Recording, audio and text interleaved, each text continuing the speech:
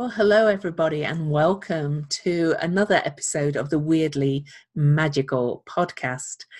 I am Louise, or Lou, and I'm an astrologer, a shamanic practitioner, and the writer of Modern Astrology, Harness the Stars to Find Your Soul's True Purpose.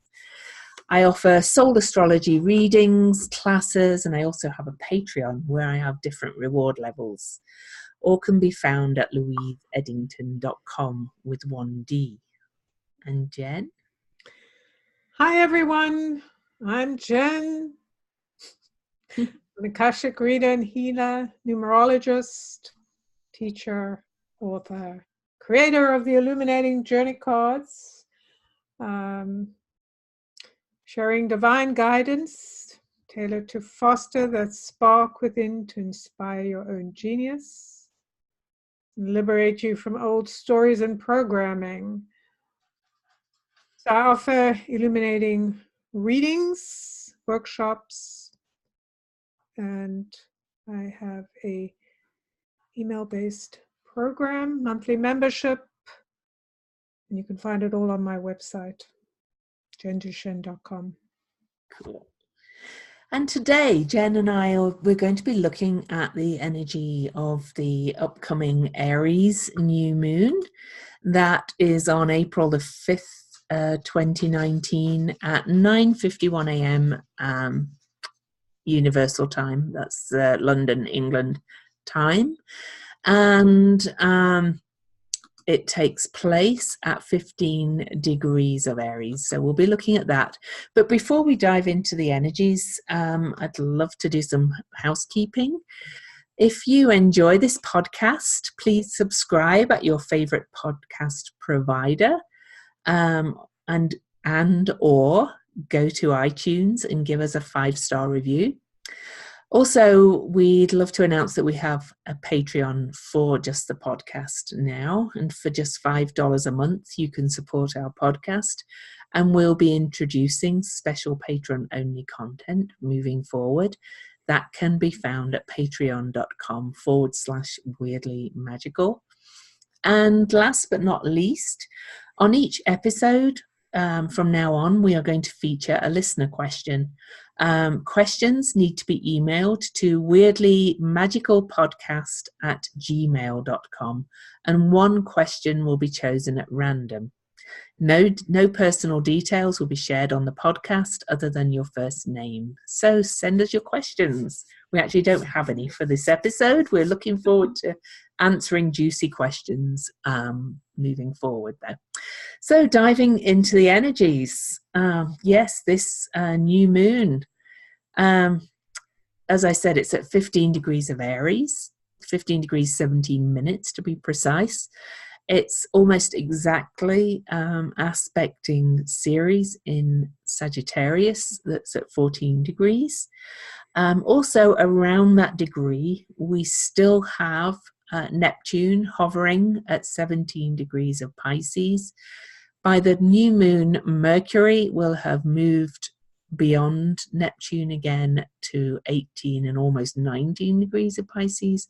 But Venus is about to join Neptune on the new moon.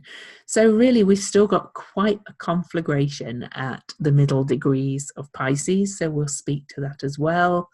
We're also probably going to touch on a Cardinal Grand Cross that the new moon is widely aspecting, and that's going to be bringing a big amount of change coming up. Jen, why don't you kind of kick us off a little bit? All right, so first I'm going to just talk about the card that I pulled from the deck, which is a 14. And for those of you who can't see the card, it is like a landscape where there is a kind of a stone kind of area, and this woman holding it's like energy. It's almost like a energetic ball, which could be the world or something spinning. And from her is this a ribbon of red that some people think of as blood with a connection to the earth. And in the background, there is a person on a bicycle riding along, what do you call that? A tightrope. Oh. Yes, so it's very much you know, a moment, or the way I see it is a moment of acceptance, or taking a certain stance about your life, and being willing to do the work. So there's also this brass part here with the canary. Some people see that as this the warning sign, a reminder.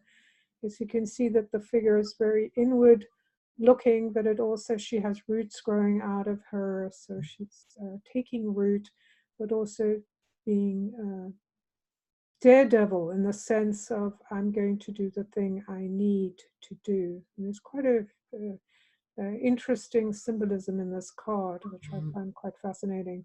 I think the bottom line is here is she is saying, I am here.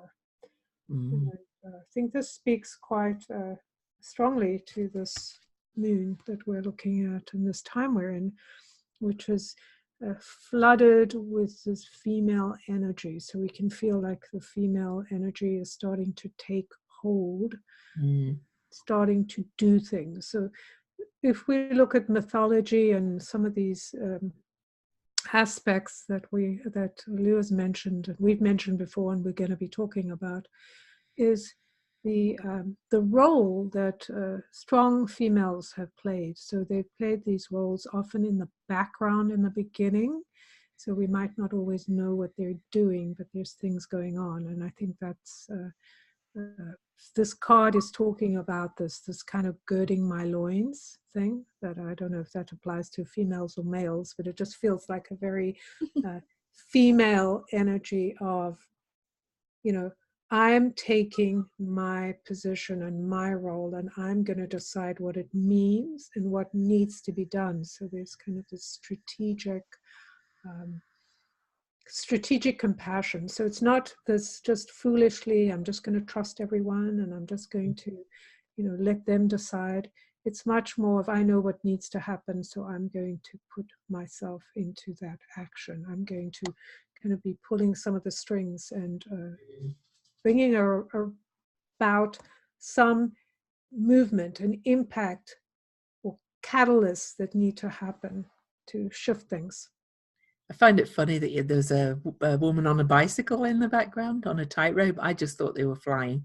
So I was like, it's E.T. And, and, and the woman's holding this kind of magical, like, universe ball in her hand. I'm like, this is really interstellar. This is like... And I didn't see the canary as a warning sign, because the canary's alive. That's right. The canary's taken into the mines, of course, to warn of gas, but if there's danger, then it dies, and the canary was alive in the cart. Well, that's all good points, and I think this is really, you know, different people have different. Of course. Well, I was giving my yeah. Which I love. It's great to hear your interpretation, and I think it's great that you hit on the intergalactic, because I do think we are in that space where we are kind of expanding to allow this kind of intergalactic movement or dance to take place, and there are things stirring in the universe that are beginning to do things, really, yeah, come alive. So I think this is really a marvelous time for us to recognize that we're not alone, and that there are forces. Sometimes the forces we may not agree with, but there are things happening on a much bigger plane. So we can't get too rigid or in fear about what we're looking at. We've got to look at a much bigger picture. I also saw on the card, was it a goat or a ram on the right hand side? The ram, yes, that's an Aries. That's right. Aries. You noticed, yeah. I didn't want to mention everything, but yes, that is pretty interesting. That since this is the first moon of what would be the traditional beginning of the year, since Aries is the first sign, that how fascinating that we get a card that, of course, has an Aries, the ram, in there. And I found it interesting too, because the other horned animal that's in the zodiac is, of course, the goat, the horned goat in Capricorn. And I actually pulled out the card for the 15 tarot card which is the Capricorn card, which is the devil. Now, I want to read you the quote with this one. For those that can't see it, this is the Thoth Tarot, and the devil is very devilish and very naughty looking in the Thoth Tarot, and I just love him. Because Capricorn, people forget that Capricorn is actually a female sign, because everybody associates it with the patriarchy. But the quote that goes with this in the book that goes with these cards is, the difference between a comedy and a tragedy is that in a comedy, the characters figure out reality in time to do something about it. Now, that just seems really relevant to me, because, you know, everything seems really serious. The world's going to shit, everybody says. Well, I just think we have to look at it and, you know, look at what bedevils us and take our horns to it. So here we have the ram and the goat. We've got to lock horns with it and have fun with it and break it all up. I don't know. That's my interpretation anyway. I kind of like that. I think you bring up a good point, because we have to remember we're in a 12-year, and one of the key things of 1, 2, 3, we know that this is about having fun, being in joy, taking the, you know, and we have, you know, of course, Uranus has gone into Aries, Taurus, and taking the bull by the horns. The idea to me is taking the bull by the horns is actually grabbing the horns and jumping on the back of the bull and going right, you know, and there's that whole tradition with Europa, you know, taking her power, the female power, and this idea that I'm going to write, this life is what it is. It's this adventure, this game, whatever you want to call it. I'm going to be involved in my life. I'm not going to let someone else tell me how to live my life. And I think that's the key here. This is the awakening point of having this repeating 15, you know, the 7, this is the 7th, 15. Which is kind of that reset point, because we have to remember the 15 degrees is the doorway. And of course, this is a major doorway, 15 of Aries. It is. It's one of the 4 major doorways that they talk about in magic and in mythology, etc. So that's pretty powerful to be at this place where we get to choose our way forward. We get to choose who we are in change. I just think all these things keep popping in my head. Wasn't it George Carlin who said something about it's a ride, baby, enjoy the ride, or something? Anyway. Right, exactly. I mean, it's like, this is it. We can suffer and be in pain and go, there's nothing I can do. We can play the victim. Or we can go, well, I might as well enjoy this, because we don't know what's happening. So at least if I'm having a good time, I'm enjoying the game and I'm not taking it so seriously. And I think it's kind of funny, the devil card, the tarot card, that in actual fact, even though kind of devil, kind of the idea, we have this whole story about the devil, that in actual fact, the people in the image are not even attached to the devil, right? Nope. Their ropes or whatever are loose. So it's an illusion. There's an illusion that, you know, the devil is making us do it. Yeah, but they're saying have fun with it. And the card actually is the principle of mirth and humor at what bedevils us. Right, which is a different take. In the traditional tarot, people tend to think of the devil. Oh, they do, yeah. Something evil, but you know, it's our own judgment that holds us in that space, right? Like, oh, I can't do this because people will say this about me. I can't do that because it won't look good. I can't do the third thing because I won't have what I want. And of course, those are all, that's just, those are the things that bedevil us, right? Is our illusion of keeping up appearances. Yeah. And fascinating, because in Aries, right, the first house, that's about the body, right, how we appear in the world, like our, and it's the I am, and right, and of our very appear, how we see ourselves as well. It's but I kind of want to pull back a bit, because we're recording this on March the 25th, and we have a hell of a lot of stuff happening before this new moon. It's like, oh my goodness.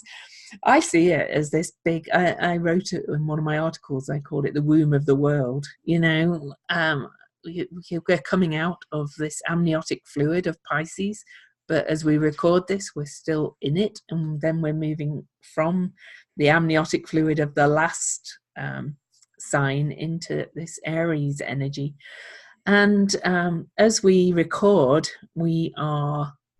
which is March the 25th, right? Yeah. 3 days away from Mercury stationing direct. It's been the longest Mercury retrograde on history, it feels like. And I am normally one of those people who goes, oh, there's too much fear around Mercury retrograde.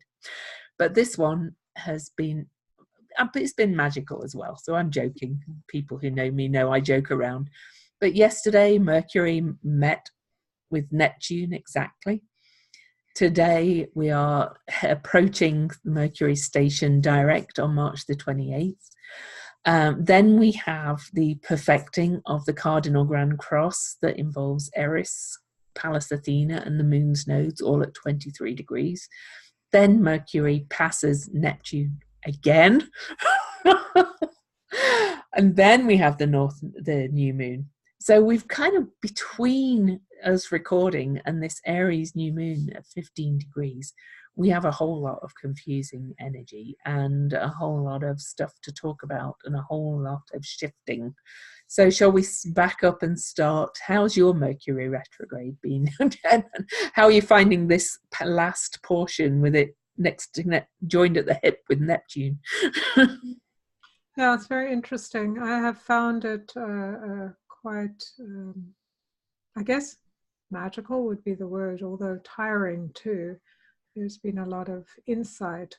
And as you were talking, I was thinking about how all this magic, or these magical creatures and energies are rising from the water, from the union of Mercury and Neptune, because Mercury is not only the messenger, there's also the, this mercurial energy, that trickster energy that can be fun, right? That's what we're talking about.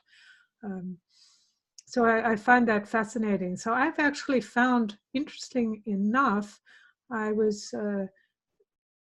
suddenly started last week kind of feeling like, wow, I actually feel like I've finally woken up, and like I've been in a dream state for, I don't know, the last few years or something.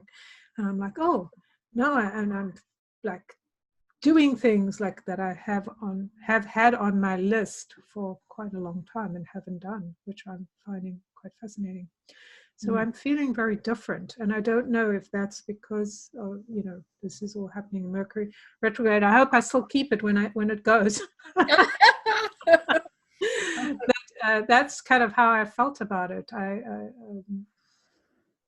I feel like I've kind of come into myself in some kind of weird way, that it's almost like all the pieces were like scattered everywhere, and now they've kind of all started to morph into wholeness. And so I'm kind of, the picture I get is like what I was showing about the card. It's like, oh yeah, here I am. I found all my pieces. They will come back into place, and now I'm, ready to go forward. So yeah, that's how it's been for me so far. Yeah, and it's mostly been magical for me, I have to say. It's just the last couple of days we've had the Mercury glitch technical things, and they're in the big scheme of things, they're nothing, but overall, I've seen this retrograde as, it started at that very last degree of the whole zodiac. I really feel like it's been revealing a lot of things we can choose to just let go of, that are stopping us just stepping into the magic of who we are. And I love that Jen mentioned that Mercury isn't just the messenger. He's not, in the tarot, he's the magus, the magician. It's the Mercury card. He's mercurial, he's fun, he's a shapeshifter, so if you've been able to shift into any of that feeling during this retrograde, then I think the results of it will be quite magical, to be honest. I personally feel I have as well. Since that eclipse, August the 21st, 2017, the date etched in history for me, I have let go of so much stuff that the shoulds, the things I thought I should do, illusions, delusions, all that kind of thing. It's still shifting. I'm not saying I've become this magical person that's all healed, but, but this Mercury retrograde has done a lot of that, and I know what you mean. It's almost like it's beginning to shift these clouds of not being able to do stuff. Yeah. Yes, yes, a sense of obscurity, a sense of kind of this, we've been in the deep waters or seen ourselves a certain way, seen ourselves as creatures of the I can't, I can't do that because I have to do this and blah, blah, blah, blah forever. And so significant that it's come back towards Neptune from the final degree of the final degree of the Pisces, final degree of And to the degree of the last new moon. exactly at that degree, and come back all the way to the space of the gateway and meeting the spirituality. Because if we think about Neptune, truly Neptune spiritualizes us, allows us to break away from the illusion that somehow we're victims, because we have to remember also the jail aspect of Neptune, right? There's that aspect of putting ourselves in jail, which I think ties up a lot to what we've talked about, the card, the 15 degree, the fact that it's the devil and that we're chained to certain behaviors. We can't help ourselves. We're forced into it. Yeah. And reclaiming our power, which means that we now see, like we can choose to, trick ourselves, talk about Mercury, right? This idea like, oh, I don't see that. That's not true. But the bottom line is we are the ones that are in charge of our destiny, our steps, the steps we take every day, and our reaction to things.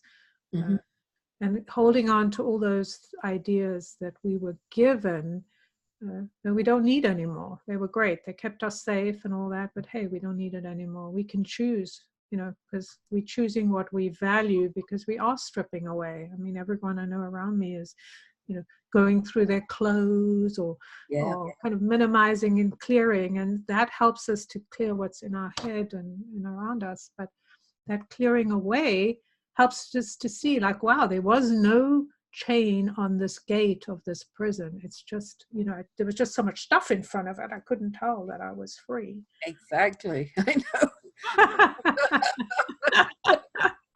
And all we have to do is walk around it or let it go. Right. Leave it there. Yeah. But Mercury, well, by the time Mercury will move into Aries on April the 16th, I think by the time Mercury moves out of his shadow, and we've had this Aries new moon, and we've had this Cardinal Grand Cross, and all these other things that are shifting, I think things will, I think the clouds are clearing already, but I think it's going to get clearer and clearer. Aries is very direct, very straightforward, very clarity of thought, clarity of will, clarity of drive. Once we emerge from the soup of Pisces, which is magical in its own way, we'll be able to take that forward, though, is what I'm meaning. There's a reason all these things come after each other. Exactly. There's a pattern, and to find the matching in you and the pattern, because when we let go of things, we are challenged by our reliance on equipment and all of that, because we're using that to help us, but then we get chained to it, like I can't survive without, everything's gone out, what do I do? So it's good to have that freedom. I think it's important to also remember that April is a 16-7 months universally, which is, the 2 + 1 + 9, which gives us the 12 + 4 for April. So this is a huge month, because, just knowing this is kind of the traditional new year, or the awakening for those of us on the Northern Hemisphere. 16-7, that's a number that gives us those lightning flashes, the depth of energy within us, to see things we've never seen and to break through. And I do think that all the things we've been experiencing and out in the world, like we've all had our issues of things we've wanted or relied on that are just more and more proving that they're falling apart, which is another aspect of the 16, right? In the tarot, the tower, which means everything that's on the top or that we have revered is falling down. Yeah. The tower is falling, it's breaking. And so we are forced to move away from that, right? We're forced to move away from our reliance on someone else being in charge. Like, we have to take charge.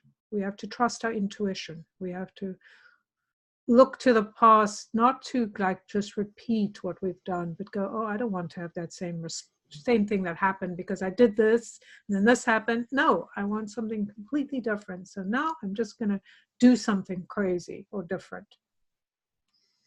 So I don't want to forget to mention as well, Jen already mentioned that this is the 7th of 7 new moons at this degree, at 15 degrees of different signs. And the first one was back on October the 8th last year at the exact opposite point of this. So that was at 15 degrees of Libra. So we've been moved through all the signs until we come to this exact opposite point. Now, because astrology is all about cycles and kind of memories of what happened in this point and completion, and like we have the lunar cycle, everything is cycles in astrology, and the numbers always tie in as well. You know, we need to look back to October to trigger your own memory for your own life. Jen and I did look up, and just before that new moon was when Khashoggi disappeared. The Iranian, he's Saudi. He was Saudi. The Saudi journalist disappeared in the Saudi embassy, and there was a lot of flooding back in that October, and we have a lot of flooding this month too. So, you know, think back to that time. What began? You know, we've been in this big portal of 7 new moons at 15 degrees. And in between those 7, we've had 5 full moons at 0 degrees. That's pretty unusual to have that many lunations at the same degree. And so I see this as a huge portal of shifting and change. Jen talked to the number 15. I always see it because it's the 15th degree of the signs, as it is the very middle degree. So I see it as like a fulcrum of change. So it's the point of shifting in the degrees. So that points to change. The zeros, or we've talked about that many times, of being infinite possibilities of new beginnings, really, because it's the first degree. So what's changed for you, in not just in this Mercury retrograde, but in this last period since October? I think you'll find a lot of indicators as to where you're going if you look back at what's shifted for you already. Would you agree? Totally. I think that's an excellent point. It's remembering that going from the 0 degree to the 15 degree and back to the 0 degree and back to the 15 degree for 6, it was 5. I think it was 5 for the full moon, the 0 degree full moons. Was. And 15 for the new moon. So it's very interesting that the degrees were 15 for the new moons, right? The center point, that gateway. This is a very magical number that allows us to recognize what is true for us and go for the, choose love, choose community, choose connection, choose to be of service, not in servitude. And then, of course, have the zeros. So we're going from this discovery into a big pool of nothingness, back into discovery, back into the pool. So it's over and over. We're having this kind of shock treatment, if you will.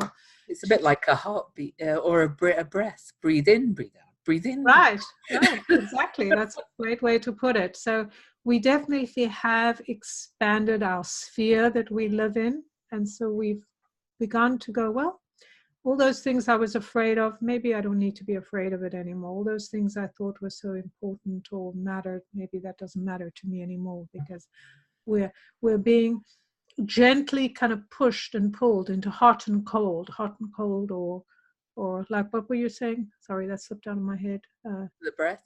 Yes, like breathing in, breathing out. Yeah. Breathing in, breathing out. That's a great way to put bellows. Right, and that is indicated, like when we are, like I get the picture of like in water, like when we're at it, like if you go to a spa and you get into cold water, then you get into hot water, and you get cold and hot. What happens is your cells are getting shocked and expanded, and so you're having an experience that wakes you up and relaxes you, and you're like, oh, I'm not as afraid of what I was afraid of before. So it's a fascinating experience to be going through this. And definitely when Khashoggi was murdered, I believe they have established that he was murdered.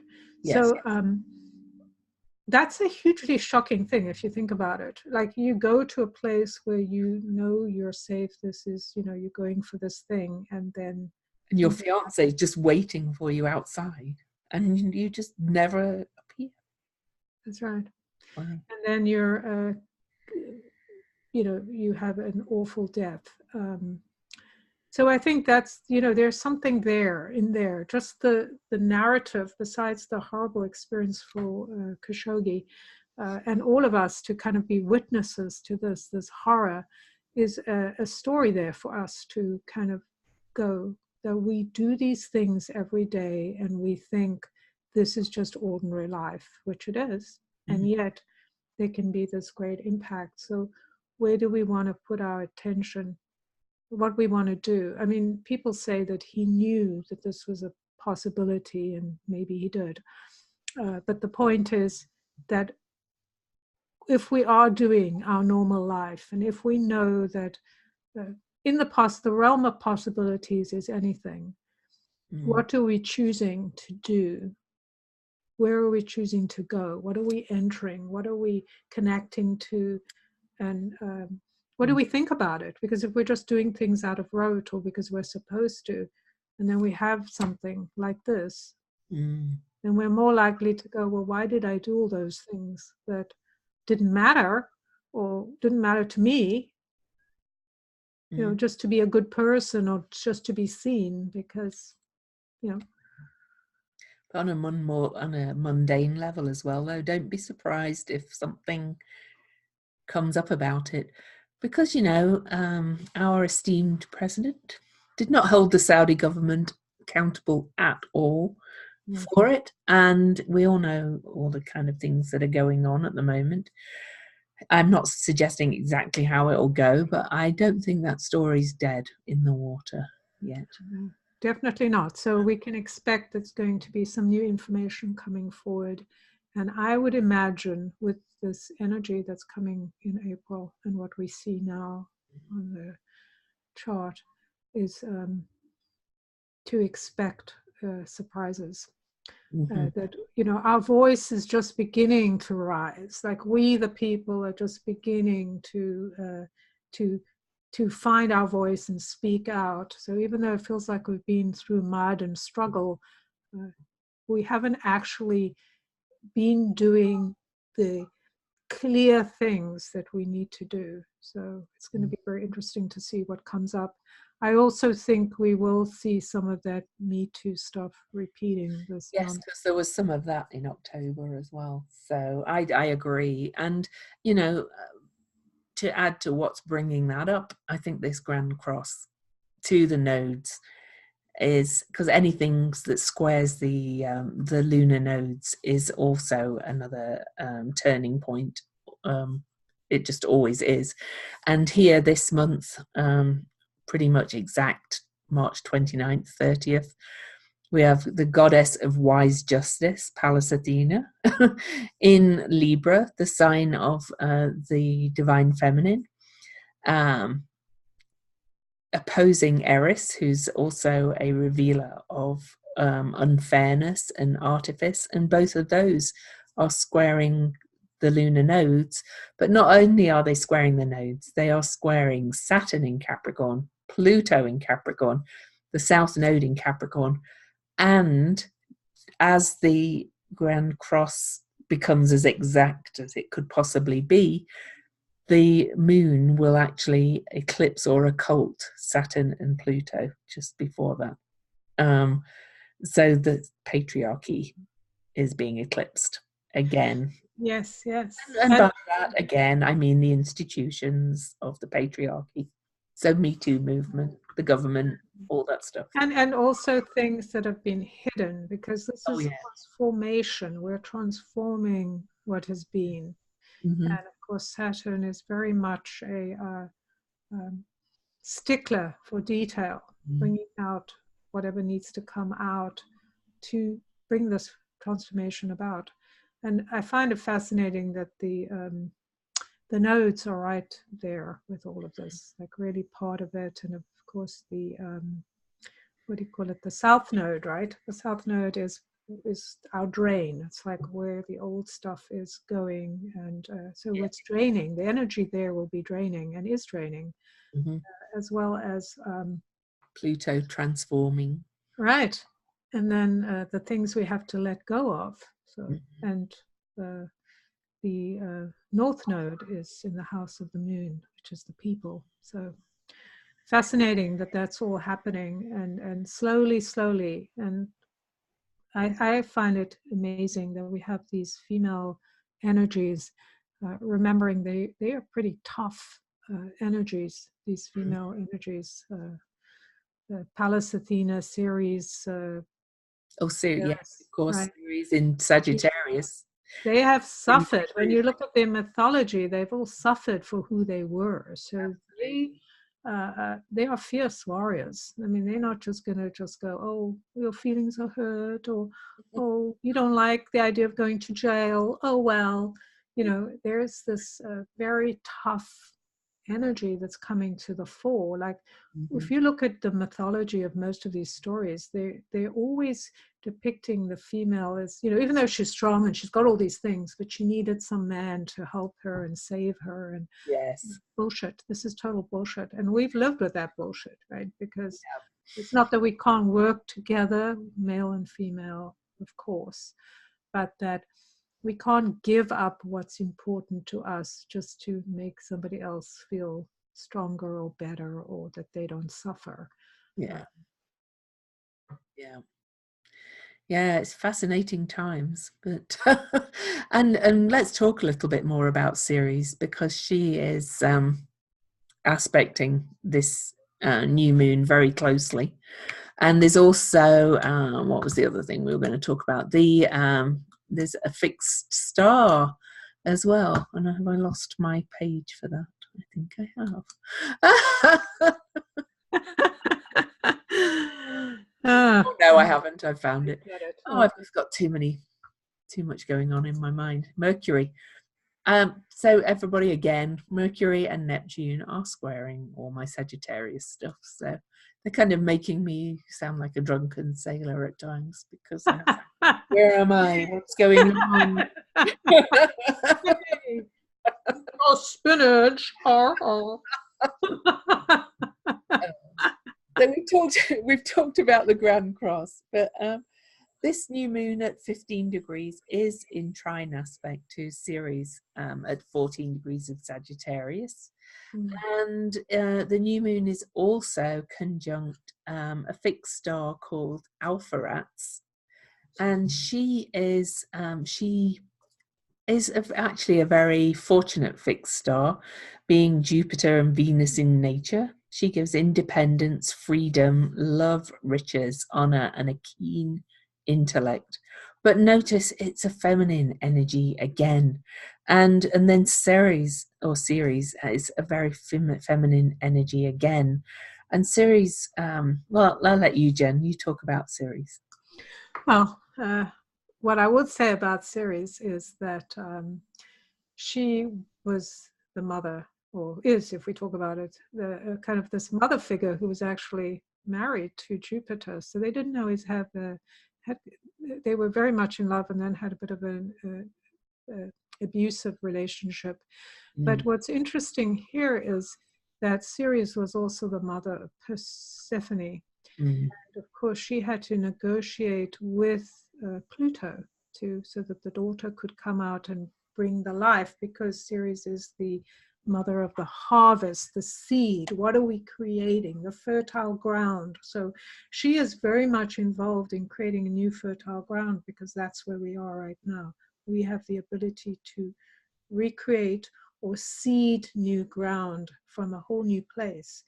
And I feel like that's what all these female energies are telling us, like, just forget about what has been.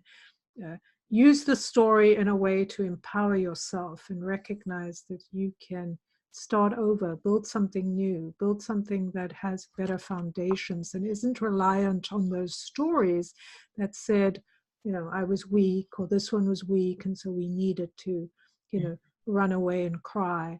I think it's as well interesting. Not that there's anything wrong with going to ground and having that energy of going to the dark and kind of letting yourself seed that energy. But also now we're coming into a time of action, and we need to be able to take action. So we have to take care of ourselves so we can do what's required of us. And I will also mention that thing you were talking about, the that fixed star of what's the name? Alpharets. Alpharets, indeed. Alpharets is considered the head and neck and shoulders, I believe, of the Princess Andromeda, who was chained by her mother to Cassiopeia, to a rock. Yeah. And if we think about that, this is a lot to do with what the plutocracy has, patriarchy has done to us, right? They've taken woman, or the power of woman, and chained it to a rock and said, okay, you'll just perform when I need you to perform. You'll do the things I need you to do.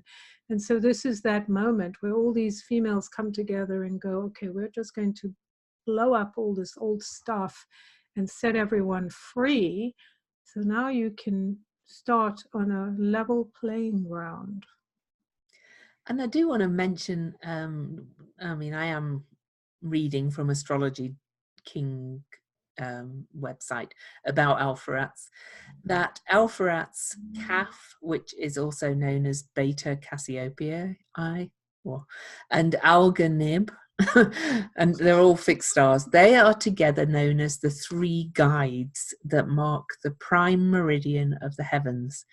It was believed to bless those born under its influence with honor and riches. But I just want to mention that, because when I come to read the Chandra symbol, that's the three becomes very significant. And I do feel like all these things are kind of converging together to bring us all freedom from these patriarchal constructs and things like that. So I just wanted to mention that. Yeah. I think it's significant too that Ceres, as we talked about, is that 14 degrees, right? That's 14, it makes a 5, which is about change, knowing change is coming, but also about using her voice. 14 is a number of using your voice to speak out, to share, like out in the world very loudly, like, to anyone who'll listen, that this is what is happening. And yeah. Sorry, I was going to say, Ceres in astrology, of course, is also known as the Great Mother. And, here we have, we've talked about the moon and the Cancer North Node, and that's all very nurturing, motherly energy as well. And of course, the moon is conjunct the sun on a new moon.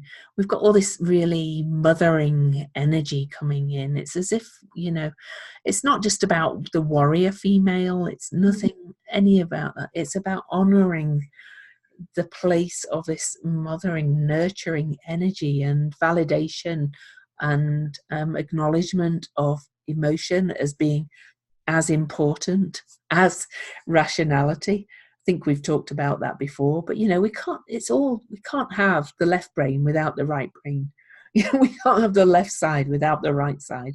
We can't have the nurturing and the rational without emotion as well. It's all been diminished in our society. You know, oh, you're too emotional.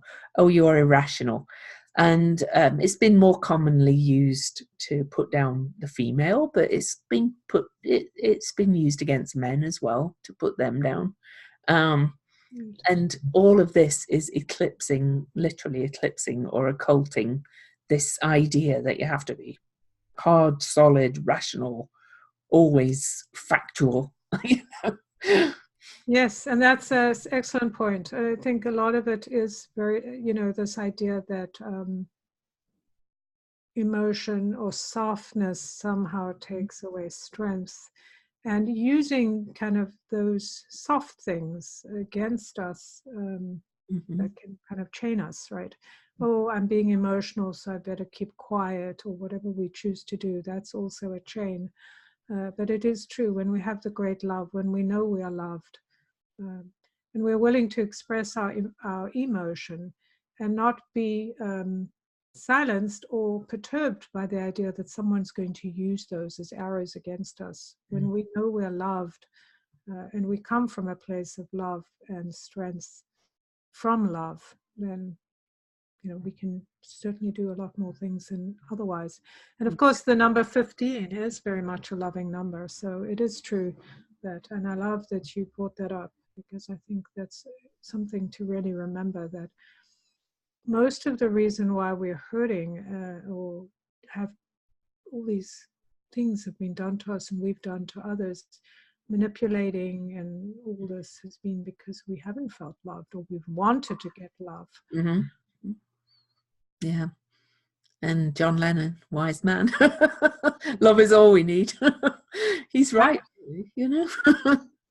And also thinking, when we think about love, is, it's not just this emotion, but it's the support system, and it's a recognition for responsibility, and that's the key. People sometimes forget. They think because you're loving that you don't require people to take responsibility or meet needs, and that's not true, right? But when we know we're loved, we can do our best without worrying about being shamed for it. Yeah. Okay, so are we at the symbols time, do you think? Well, pretty much, unless, is there anything else? You talked about the Saturn thing. Yeah. I think if there's anything else. Vesta, we want to do the Vesta. Yeah. The fact that Venus will be in Pisces by the time of the new moon. Venus is about to move into Pisces as we record. And that's a beautiful energy. So look forward to, the world looking a little rosier with Venus in Pisces. Creativity hugely on the rise. Venus is said to be exalted in Pisces. It's kind of higher love kind of energy. So pulling us to that loving energy again. Vesta will be at 0 Aries, conjunct Chiron, the maverick shaman, on the new moon. Another drying out, but Vesta, focus and commitment, moving into Aries, saying it's really time to kind of focus on who you be now, I would say. Yes, absolutely. And of course, with the 0 degree, and on top of it, Vesta is the fire, right? The hearth, the fire of what matters to you, what lights your heart. And apparently she's also the one that, the Vestal Virgin energy. So she comes as one who is unto herself. She's the one that's in charge of her body, right? Yeah. That she can refuse her favors to those that want to abuse her. So I find that definitely there's something that, like we talked about, and definitely with Chiron. However you say it. I don't. Yes, you're probably right. Chiron, the Greek, probably more Greek to say Chiron. I don't know, but I think there are two. Those with that setup. there's going to be some shifts, some understanding that's coming forward and bringing us that loving energy that has been missing, that idea that we're not loved, so we have to, it's a harder battle. And where we know the love of the Great Mother and the Great Mothers in the surrounding, we really are liberated. We are. From the pain of others. Sorry, and Vesta moving into Aries as well. We could say that it's really kind of, time to focus on how you can breathe the change that you want to see in the world. Instead of looking out there, whilst we're being pulled to remember that we're all in it together and we're all one big family and things, we each have to do our part. So I love the idea of Vesta standing there with the flame in the hearth of her heart or in her hand or by the flames, saying, what can I do? This individual, what part can I do in all this? So is that right? And this is what they say, that who was it who said never doubt the power of the individual to change the world? Yeah. That's the thing, is we look and say, what can I do? And the truth is, what can I do? Because everything we do, like just the way we carry ourselves in our daily life and how we treat other people and how we treat ourselves, has an impact on the world, because everything is growing and changing and connected. Absolutely. Yeah. Oh, I love these times we're in. Even though everybody goes, oh, the world's falling apart, I think it's quite exciting, the opportunities that we have. Yeah. So the fertility. Exactly. Yeah, the rebirth, it's amazing. Because I didn't mention, actually, and I don't think I mentioned to you, Jen, that we've talked about that Grand Cross with Pallas Athena there. Quickly, I will mention that also over there with Pallas Athena in Libra is Haumea, the goddess of rebirth and fertility.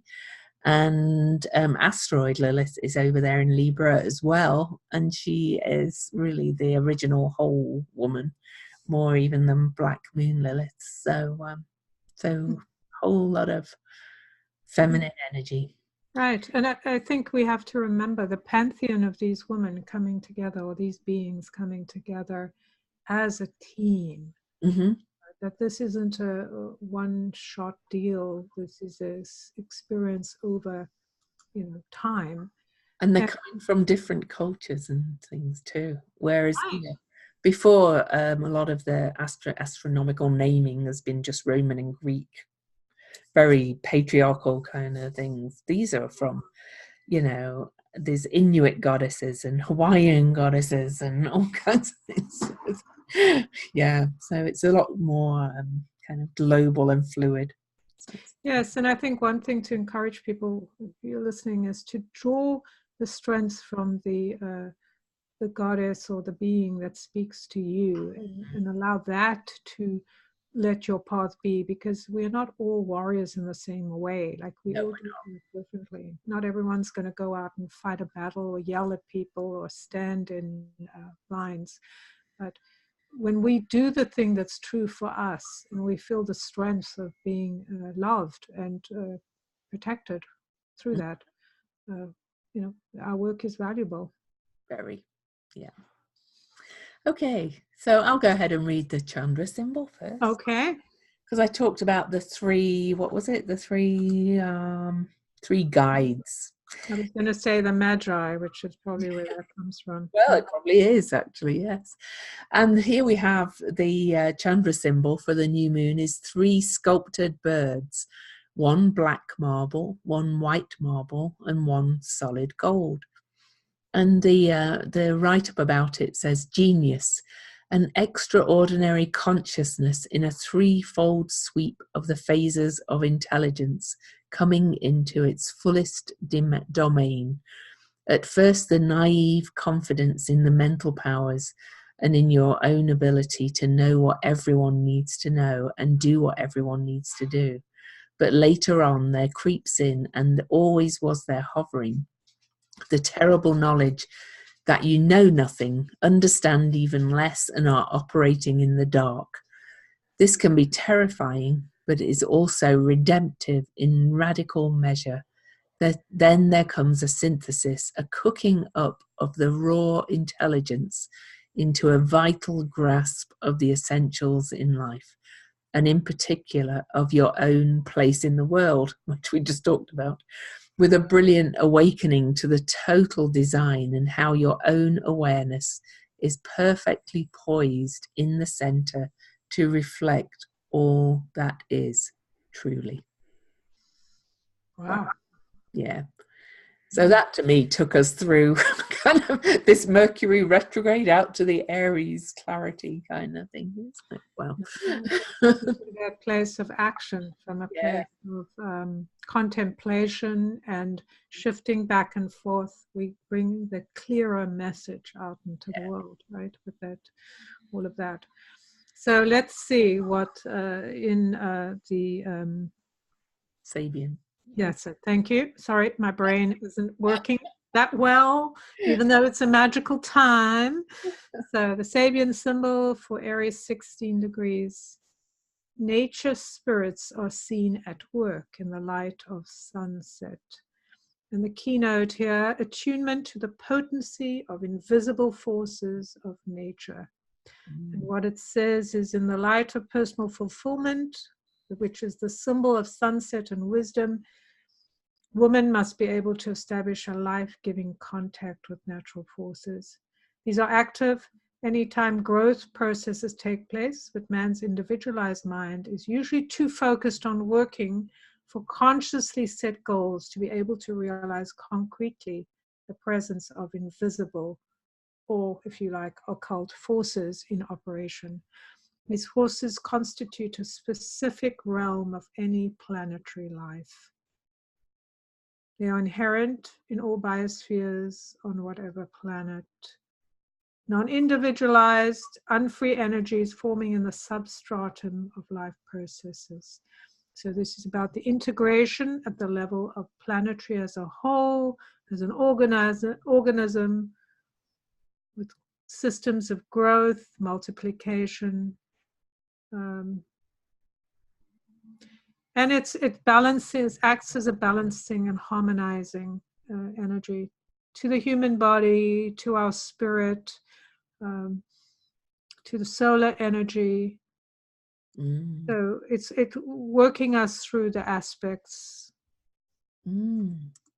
of nature spirits. Sometimes we're weakened, like at sunset, right? It's the end of the day, so it's weaker than at sunrise. But is it weaker? It's receptive, and that's always Right. pasted weaker. So it depends, right? Depends when you look. I think our language sometimes is such a poor language. I agree. Yes.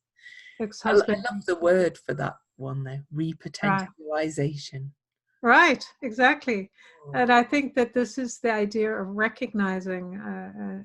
I was talking to someone today about. I was on an interview, and I was talking about the invisible forces of what's happening. Is so much stuff happens in the invisible, and allowing ourselves to see the orgasmic or the organism material of all of that, and allow ourselves to be enriched by it. Like when you see the sunset or you experience the sunset in some way, you are enriched, even if it is the dying of the day.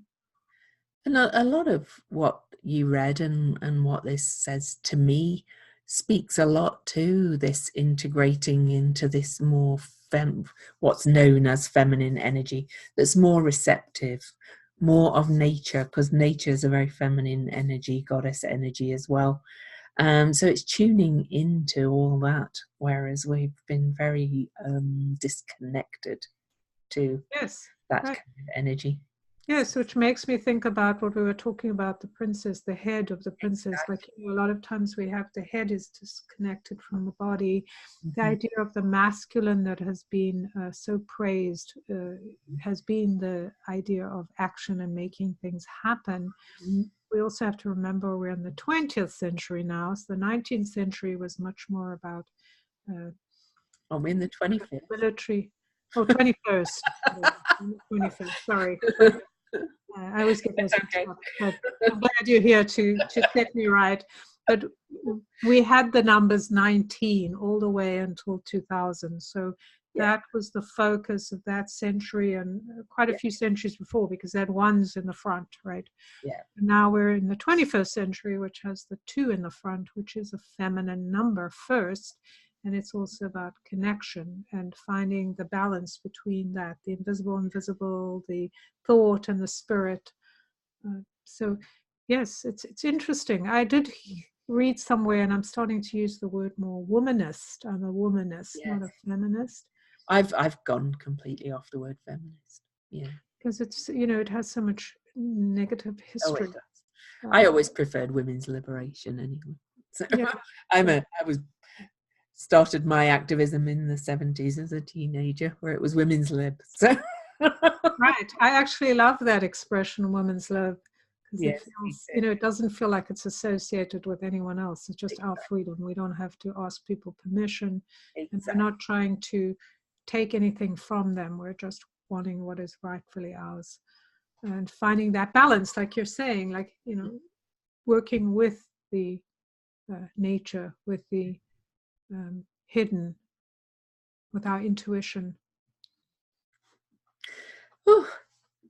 Anyway, Jen, how can everybody find you? I think we've rambled on for an hour. So. Yes. You can find me at jenduchenne.com, and they can find me all over the web. I'm on Facebook. I do writing, and I'm on Instagram, etc. And my website is louiseeddington.com. I also blog every day almost, and you can find that on medium.com or on my patreon.com. For $1 a month you get all my posts in full, because I only post excerpts on social media, and unless you're a paying member on Medium, you only get 3 a month. So because that's my big focus for this year, is to I wrote my book last year, Modern Astrology, and before I got the contract to write that, I was writing other things too, and I want to do more this year. So please follow my writing. I also have a group called Planetary Magic Cafe, a Facebook page, Louise Eddington Astrologer, but just Google my name, you'll find me. But I think Jen and I are both wanting to do a lot of writing this year, so you'll hear us talking about that quite a lot. So. Oh, and don't forget to send your questions and leave us reviews on iTunes, please. So again, it's weirdlymagicalpodcast@gmail.com to send questions to be featured on an episode of the podcast. So for now, it's goodbye from Lou. Goodbye from Jen.